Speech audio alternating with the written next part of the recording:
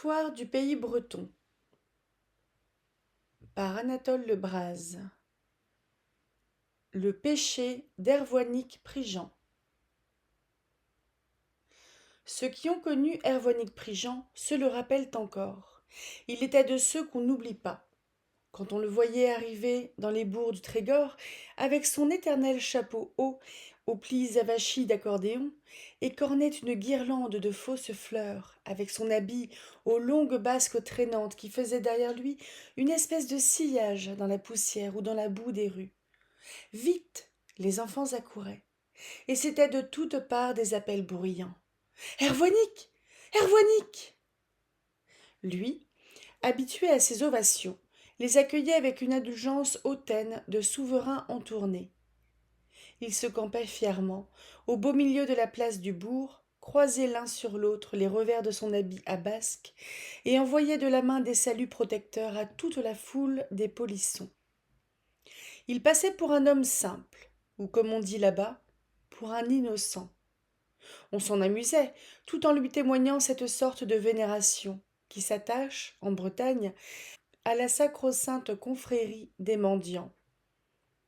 À vrai dire, Hervoinique ne mendiait pas. Jamais on ne le vit tendre son chapeau, ni demander un morceau de pain. Il refusait l'aumône, si on la lui avait offerte. Ce prétendu idiot s'était arrangé sa vie en homme d'esprit. Il avait son jour pour rendre visite à chaque maison, le jour où il était assuré d'y faire le meilleur repas. Il connaissait les menus habituels de toutes les fermes et de tous les manoirs du pays, à 6 lieues à la ronde, et ne se montrait sur les seuils que les jours de soupe fraîche. Régulièrement, il se présentait au bon moment. Pas une fois, la mémoire de son estomac ne se trouva en défaut au cours d'une existence qui fut pourtant des plus longues, car il approchait de la centaine, lorsque, selon son expression, il s'en alla goûter de la cuisine du bon Dieu, en paradis. Il mourut, n'ayant commis qu'un péché, de gourmandise, cela va de soi. Et voici comme on le raconte en Trégor, ce péché d'Hervoinique Prigent. À l'approche des gras, une odeur de porc frais tué s'épand à travers l'armorique. L'air est embaumé d'un parfum de côtelettes qui rissolent. Au bord des eaux courantes, les servantes lavent les boyaux qui se tortillent comme des anguilles captives. Au-dessus des flambées d'ajoncs, dans la cuisine qui rougeoie, les ménagères font cuire le sang caillé. Vive le boudin! Et qu'est-ce auprès de la vénérable andouille, pieusement entretenue, âgée déjà de plusieurs hivers, et qui rêve toute ridée dans un coin de l'âtre, ainsi que la statue d'un lard antique. Ah, l'andouille! Le recteur de Trédarzec en possédait une qui pesait 5 livres. Oui, 5 belles et bonnes livres, et peut-être quelques onces de plus. Toutes les saintes âmes des vieilles filles de la paroisse s'étaient entendues, chose exceptionnelle, pour l'offrir à don Carantec, en souvenir d'un jubilé. Lorsque le bon recteur entrait dans la cuisine, ce qui lui arrivait principalement le soir, après quelques visites lointaines à une de ses ouailles, tout en tournant ses pouces et en étirant ses jambes devant le foyer, il disait, d'une voix onctueuse: Ne pensez-vous pas qu'il est temps de la manger, Coupaya? Et Coupaya, la gouvernante, répondait en bougonnant: Une andouille pareille! Pouvez-vous blasphémer ainsi? Attendez du moins jusqu'au gras. Mais les gras se succédaient et se ressemblaient, et l'andouille commémorative demeurait suspendue au plafond, où elle se balançait doucement lorsque des courants d'air entraient avec les mendiants de passage. De ces hôtes, infimes d'esprit ou de corps qui venaient de temps à autre loqueter à lui du presbytère de Trédarzec, le plus assidu, comme bien on pense, était Hervoinique Prigent. Il apparaissait quelquefois le dimanche, s'il avait appris dans la semaine qu'il dût y avoir à la cure des convives étrangers. Mais tous les vendredis, il était ponctuel. C'était un de ces axiomes que seules les gouvernantes de ces messieurs prêtres s'entendent à faire doucement digérer les jours maigres à de robustes estomacs de chrétiens. Et donc, le vendredi matin, il quittait Tréguier, où il avait eu soin de s'en venir coucher la veille, franchissait la rivière sur le pont Canada, s'arrêtait à Notre-Dame de Tromeur pour réciter une courte prière et prendre haleine avant de s'engager dans la montée. Puis, musant et flânant, semant des bonjours de droite et de gauche aux petites chaumines proprettes enguirlandées de vignes vierges qui jalonnent la route, il grimpait vers Trédarzec, du pas tranquille d'un invité qui a pris ses précautions pour arriver à temps et qui s'attarde volontiers à humer l'air frais, histoire de s'aiguiser l'appétit. Le presbytère est situé derrière l'église. Pour couper plus court, Ervoinix s'acheminait à travers le cimetière. Parfois, il rencontrait Don Carantec, sortant de la sacristie. Le cher vieux prêtre passait familièrement son bras sous celui du mendiant. Ah ah! Crois-tu que ce soit l'heure du déjeuner, Ervoinic? Voyez le calvaire des morts, monsieur le recteur. L'ombre courte de la croix annonce qu'il est près de midi. Sais-tu, Ervoinic, que tu n'es peut-être pas aussi simple qu'on le prétend? Il se pourrait, monsieur le recteur. Tous deux entraient de compagnie, et donc Carantec, poussant la porte de la cuisine, criait à Coupaya. Je vous amène votre amoureux, Ervoinic Prigent, qui vient vous demander en mariage. Il n'y avait guère de vendredi dans l'année que Coupaya n'entendit ce refrain. Hé, faisait-elle, on ne sait pas. La volonté de Dieu est grande.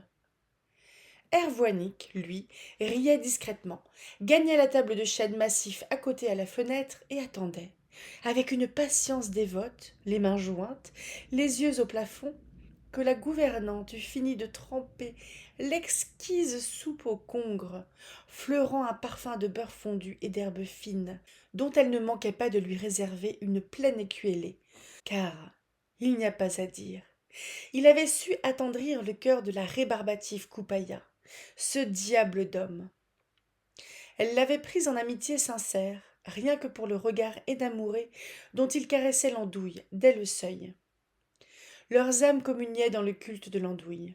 Ils causaient d'elle ensemble, longuement, d'un accent pénétré.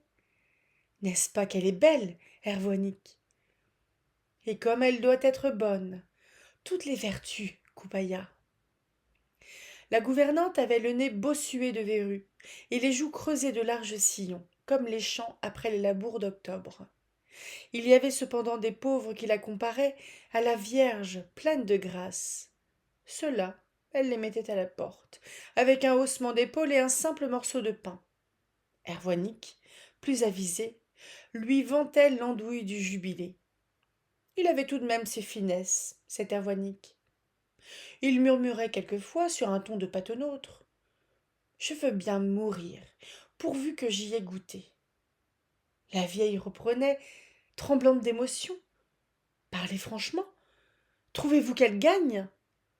Certes oui, Coupaya, elle prospère, elle mûrit. Le culot monte, encore un an.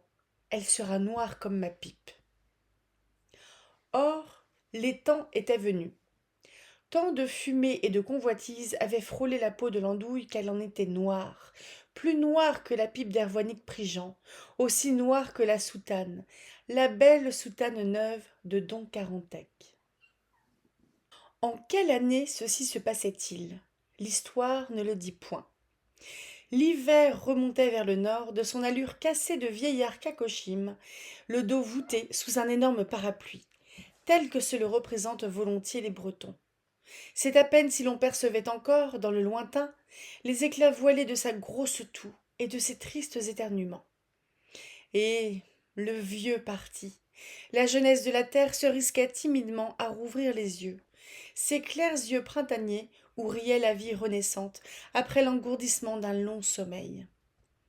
On assistait de tous côtés au réveil de la belle au bois dormant.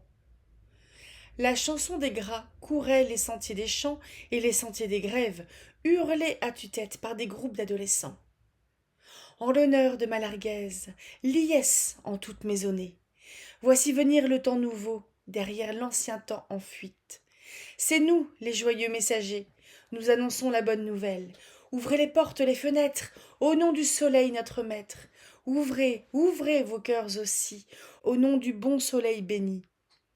Soyez heureux, riches et pauvres, ainsi le veut le soleil d'or. Le soleil d'or vient sur nos pas. D'un sourire, il fait fondre la neige, d'un sourire, il fait naître l'amour. C'est la chanson de Malarguez. Ce matin-là, Ervoinique Prigent s'éveilla tout radieux sur la couchette de paille qu'il s'était dressée le soir d'avant, dans la grange de maître Bertrand le Gonidec, l'opulent boucher de Ploemeur. Il avait eu, sur la fin de son sommeil, un songe merveilleux. Une noble dame, aux formes un peu grasses, parée comme une madone, était venue vers lui, dans une auréole de lumière bleue semblable à la vapeur qui flotte dans les cuisines bretonnes les jours de gala, et, le touchant au front, lui avait dit d'une voix très douce: Ervoinique, ce n'est pas en vain que tu m'auras si longtemps vénéré en silence. Tes assiduités muettes m'ont pris le cœur. Apprends que je veux être à toi désormais, à toi seul. Alors lui, effaré: Qui êtes-vous, ô noble dame, et en quoi ai-je pu mériter une telle faveur? Je suis l'andouille, Ervoinique, l'andouille qui t'est chère entre toutes, l'andouille du presbytère de Trédarzec. À ces mots, transporté de reconnaissance et d'amour, le pauvre homme avait tendu les bras vers elle pour l'étreindre. Mais déjà, elle s'était évanouie comme une ombre, ne laissant derrière elle d'autres témoignages de sa venue qu'un âcre parfum d'épices qu'Ervoinique savourait encore lorsqu'il se réveilla. C'est égal, murmura-t-il. Il y a dans ce rêve un avertissement. J'hésitais vers quel logis orienter mes pas en ce jour de Malarguez, où toutes les cuisines bretonnes se transforment à l'envi en lieu de délices. L'embarras du choix me laissait perplexe. Désormais, je suis fixé. Et, dans la grâce adolescente du matin, il s'en alla vers Trédarzec. Bonjour, Coupaya. Ah, c'est vous, Ervoinique? Coupaya est très affairé. Et ce n'est pas sans motif. Toutes les casseroles de cuivre sont descendues au foyer, des clous de leur cadre de bois, où, la veille encore, elles se contentaient de briller inutilement. Elles tiennent à montrer, semble-t-il, qu'elles ne sont pas de simples ustensiles de parade.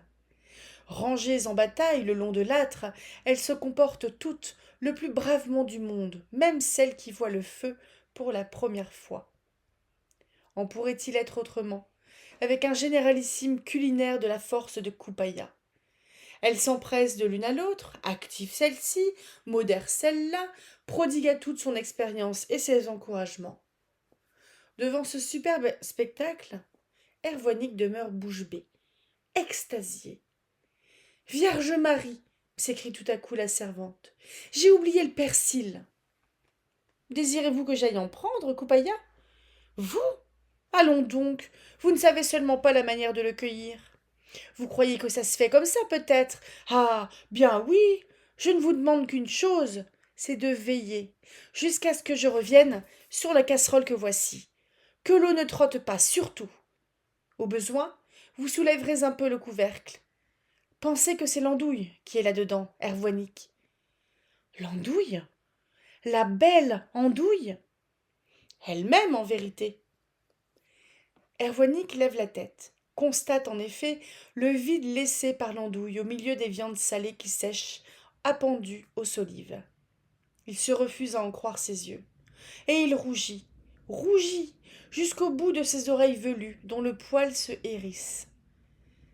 C'est extraordinaire, Coupaya.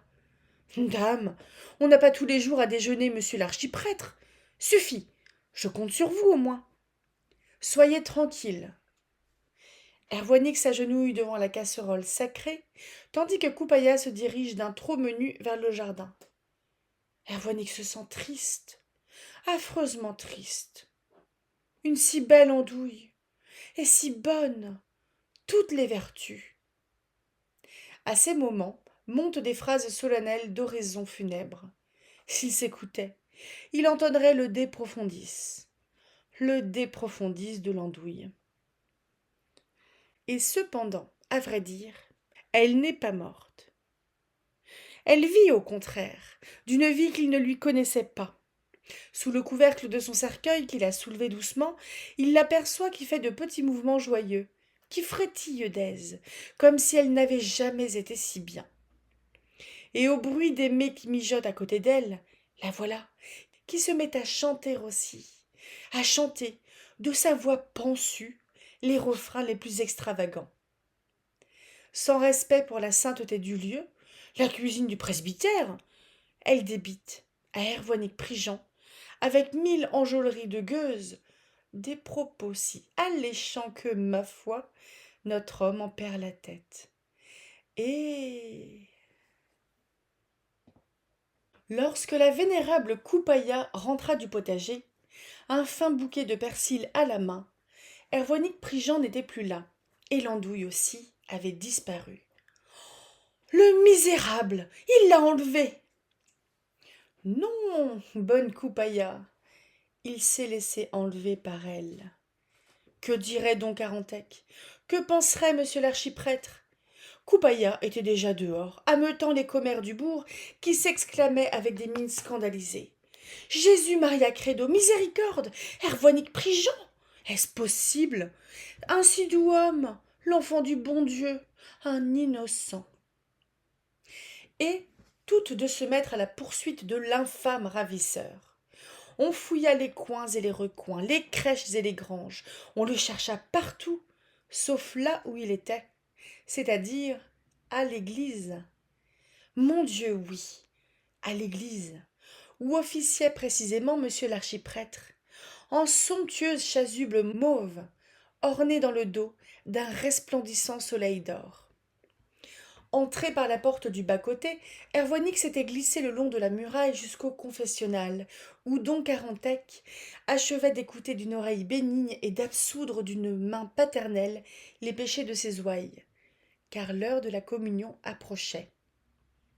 C'était un excellent chrétien qu'Hervonig-Prigent, et bien qu'à l'entendre il n'eût jamais eu ni père ni mère, il n'en avait pas moins une conscience scrupuleuse, plus scrupuleuse peut-être que celle de beaucoup de gens très apparentés. Tout en pressant le fruit de son larcin contre son cœur, sous sa pauvre chemise en loques, il ne laissait pas de se faire les reproches les plus sanglants. Réfugié dans un angle obscur, près du tribunal de pénitence, il se meurtrissait la poitrine de mea culpa sonore, attentif néanmoins à ne pas froisser l'andouille, dont la tiédeur humide caressait doucement sa chair. Son tour venu, il s'agenouilla d'un air contrit sur le petit banc de bois, la figure à la hauteur du guichet. Mon père, bénissez-moi parce que j'ai péché. Est-ce que ce n'est pas vous, Hervonig?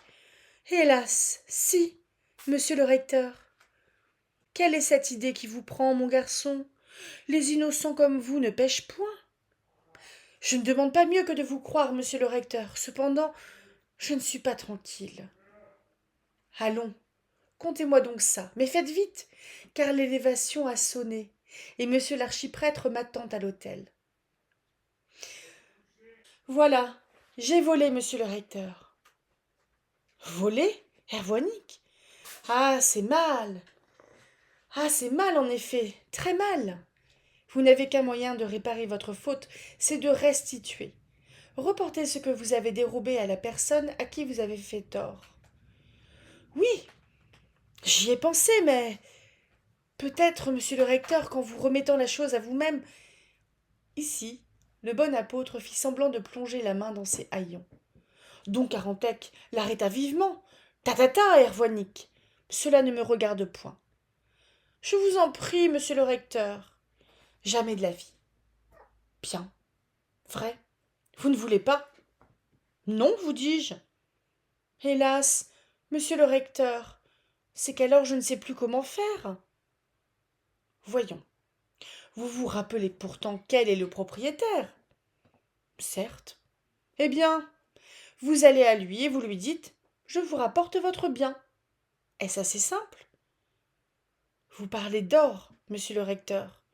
Mais s'il ne consent pas à le reprendre, vous le lui avez donc proposé. Foi d'honnête homme, monsieur le recteur, d'honnête homme qui n'a péché qu'une fois. Que ne le disiez-vous tout de suite? Finissez votre confiteor, je vous donne l'absolution. Allez en paix, Ervoinique. Dieu vous fasse vivre longtemps, monsieur le recteur. Don Carantec n'apprit qu'une heure plus tard de quelle façon il avait été joué. Il eut l'esprit d'en rire. Monsieur l'archiprêtre rit aussi, mais du bout des lèvres seulement, en homme que l'on fait jeûner, après lui avoir promis merveille. Car le dîner, qui devait être succulent, fut détestable. À vouloir courir après l'andouille, Coupaïa avait laissé brûler les autres plats. Ce fut un désastre. Ervoinique Prigent eut, en revanche, des gras tels qu'il les eût souhaités à Dieu même. Il avait gagné la campagne, le pied leste, l'estomac en bel appétit et la conscience en repos. Pour la première fois de sa vie, de sa dure vie de vagabond, il allait pouvoir s'offrir une bombance chez lui, c'est-à-dire en plein air, en plein soleil, en pleine nature. Un ciel fin, léger, pommelé d'une ouate immobile de nuées d'argent, enveloppait les collines trégoroises d'une paix et d'une mansuétude infinie. Ervoinique dévora pieusement la plus exquise des andouilles, dans un coin de champ tout embaumé d'herbes nouvelles, avec une source fraîche à portée de sa main, et les gazouillis d'oiseaux au-dessus de sa tête. Et telle est la naïve histoire du péché d'Ervoinique Prigent. Je la tiens d'un charbonnier nomade, d'un marchand de farine noire, comme on dit en Trégor.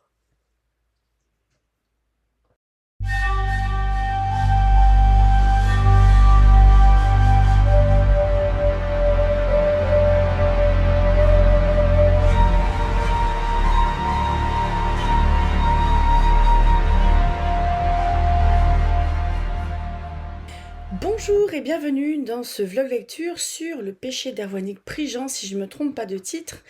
Donc c'est l'avant-dernier conte qui concerne les récits de passants sur le recueil Vieilles histoires du pays breton d'Anatole de Braz.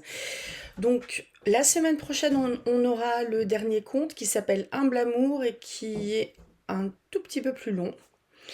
Et je ferai sans doute une pause le samedi suivant. Et tout le mois de décembre, pour 4 semaines, si je ne me trompe pas, si je ne me suis pas plantée dans le découpage, ce qui est possible, on aura les récits de Noël. Donc c'est bien comme ça que ça s'appelle. Aux veillées de Noël. Donc on va avoir... Mais là, on aura plusieurs contes en même temps, ce qui fait que je pense que je ferai une même vidéo avec plusieurs contes et un vlog lecture qui regroupe les deux. Mais il y en aura 2 ou 3 maximum. Le péché d'Ervoinique Prigent, je ne m'attendais pas du tout à ce que ce soit ça. C'est pas gênant. C'est pas gênant. J'ai trouvé ça mignon parce que là, pour moi, on retombait vraiment sur les contes où j'ai l'impression qu'assez souvent, dans les contes européens, je pense, peut-être ailleurs aussi, mais je me prononcerai moins, j'ai l'impression qu'assez souvent, on peut avoir un personnage principal qui est naïf, qui peut se faire rouler par exemple, ou il va lui arriver plein d'aventures, et au final, à la fin, il s'en sort parce que le sort, peut-être justement la chance, lui sourit. Et là, pourtant, on est sur quelque chose de très anecdotique. Il n'y a pas de mise en danger, il n'y a pas d'obstacle, il n'y a rien. Il y a juste, merde, j'ai piqué l'andouille, qu'est-ce que je fais? Et ben, je trouve ça super mignon en fait. Et je savais pas d'ailleurs, il y a la petite... là, ça rapporte un petit peu de l'or. Donc LORE, c'est un peu la matière en fait de, sur les mœurs bretonnes. Je ne savais pas que les vagabonds étaient si...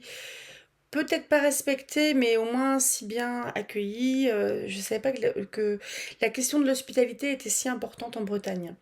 Je trouve ça cool, j'aime bien. Et ça, c'est quelque chose d'ailleurs que j'ai vu aussi dans la trilogie d'une nuit d'hiver de Catherine Ardenne. Donc c'est une trilogie, comme son nom l'intitule, qui se passe en Russe médiévale. On est au XIIIe siècle, il me semble. On est au-dessus de Saint-Pétersbourg, là-haut où ça caille. Et là, forcément, les conditions climatiques font que si on laisse un vagabond dehors, bah, il meurt. C'est pas très gentil de laisser les gens mourir de froid et de faim, ce qui fait que quelqu'un en fait qui est retrouvé en difficulté dehors, sans manger, frigorifié, il est ramené et il est mis au bord du feu et on lui donne à manger. Et je trouve ça très bien, cette espèce de solidarité. Et je pense que cette solidarité en Bretagne aussi, c'est sans doute le fait que ça a été souvent, enfin très longtemps, un pays, puis une région qui était plutôt pauvre, voire même très pauvre, où les gens galéraient vraiment. Et ce qui fait que cette hospitalité, ce sens de l'entraide, de la solidarité, ça, c'est sans doute hyper idéalisé, hein, parce que là, on est sur un peu le gars un petit peu idiot du village qui est gentil, quoi, mais qui vient taper sa soupe une fois par semaine. Mais si vous voulez, je trouve ça très cool, en fait, cette valeur-là. Des choses qui se perdent. Mais après, peut-être aussi qu'on est plus prudent maintenant. Mais bref, je l'ai trouvé vraiment choupi comme conte, très sympa, très tout public. On n'est pas du tout dans l'espèce de fatalisme breton où la mort va prendre tout le monde pleure à la fin, mais avec dignité quand même. Euh, donc je trouve ça cool en fait, ça change un petit peu, on n'est pas dans les grandes aventures, on est dans quelque chose de très simple, très quotidien. Une petite victoire en fait, la petite victoire de quelqu'un qui ne gagne pas grand-chose. Mais ça représente beaucoup pour lui, donc je suis très content que Ervoinik il ait réussi à bouffer son andouille qui lui faisait envie depuis des années. Moi je sentais presque un moment qu'avec la vieille dame il y avait un petit côté peut-être comment dire, qu'elle convainquait le prêtre de ne pas bouffer cette andouille-là, parce que c'était une excuse aussi pour qu'Ervoinik, pour qu'elle voie Ervoinik régulièrement, et puis qu'ensemble ils rêvent en fait de cette andouille. Je trouve ça marrant. En plus, j'aime pas ça. Je trouve ça pas bon, je trouve ça très fort. J'ai horreur de ça. Je suis pas très charcute, moi. Je suis ultra light en charcuterie, c'est vraiment du jambon, bacon, pas de gras, des jambons, pas beaucoup plus, hein. Boudin. Boudin, j'aime bien. Bon, maintenant, vous savez tout sur moi. Mais bref, l'andouille, je me souviens qu'un coup, on avait été dans un bon resto, un semi-gastro, et je m'étais pris un truc, mais oh là, c'était un petit des Saint-Jacques dans une feuilletée, pas de philo, peut-être feuille de brique, avec une petite sauce et tout ça. Et dessus, qu'est-ce qu'il m'avait foutu? Une tranche d'andouille. Alors moi, j'ai regardé le truc, genre, oh non, c'est juste pas possible. Les andouilles, je suis contre. Je suis contre. Si je devenais présidente de la République, j'interdirais ça. Présidente de la République bretonne, évidemment, hein. Je dis n'importe quoi. Je fais attention de ne pas me faire lacérer, parce qu'il y a des petits félins avides d'attention qui tournent autour de moi. Et je m'arrête là, parce que il n'y a pas à en dire grand-chose, mais c'est joli, hein. J'aime bien. Très cool comme conte. Très belle langue, comme d'habitude. Un très beau style. Morale sympa. C'est le truc sympa à raconter. Je vous souhaite un très bon samedi. Profitez bien de votre journée, de votre soirée. Pour ceux qui sont intéressés, demain je vais commencer à lire, donc je vais enregistrer ça direct après, Les Hauts de Hurlevent, parce que je vous avais dit dans un précédent vlog lecture, je pense, il y a comment dire, un serveur Discord auquel je participe qui organise à peu près une fois tous les 2 mois une lecture commune. Et là, c'est donc Les Hauts de Hurlevent d'Émilie Brontë qui est sorti, qui a été tiré au sort. Je l'ai déjà écouté moi en livre audio. Et j'aimerais bien m'y mettre en fait, parce que je retiens beaucoup mieux quand c'est moi qui lis avec mes yeux que quand on me lit l'histoire avec une bouche. C'est bizarrement dit, mais bon, c'est comme ça, je me comprends. Et bref, donc si ça vous dit, je commence Émilie Brontë demain. C'est sûrement un livre qui va sans doute aller jusqu'en 2025. Donc n'hésitez pas à venir. C'est un livre que je déconseille aux gens qui sont dans des situations compliquées, dans des situations d'emprise par exemple qui sont complexes ou qui vont pas très bien. Les hauts d'Hurlevent, c'est quelque chose qui brasse pas mal parce que il y a une relation d'emprise. Ça finit pas super bien pour tout le monde. C'est une litote, ça. C'est vraiment, ça finit très mal pour quelques personnes. Et c'est très dramatique. On est dans l'expression des sentiments à fond parce que c'est un roman gothique. C'est un roman gothique où on peut avoir la notion de est-ce qu'il se passe quelque chose de vraiment fantastique, de surnaturel, ou est-ce que c'est moi qui débloque. On est un peu là-dedans. Et c'est un très beau livre, mais c'est très tire-larme. Donc si vous n'allez pas bien, ne venez pas m'écouter demain. Restez sur Ervoinique qui a mangé son andouille, l'andouille de la victoire. Et je vous souhaite un bon samedi. Salut. Lisez tout plein, rêvez tout grand, évidemment.